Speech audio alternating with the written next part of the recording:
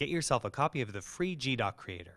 It lets you create, print, and view your Microsoft Office docs to PDF or XPS.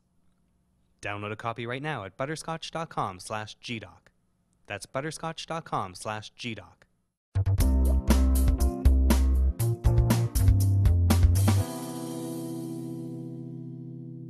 Hi, this is Mike Callahan, Dr. FileFinder, and welcome to your Butterscotch.com tutorial on why do they call it booting your computer. The term booting comes from the term bootstrap, and this is a bootstrap. And the term actually came from an old saying to pull yourself up by your bootstraps, which obviously would be extremely difficult if you were laying on the ground to pull yourself up. So it was a sign of something that was difficult. In the early computers, many of them used a process that they called bootstrap loading. This later became called bootstrapping and later booting your computer.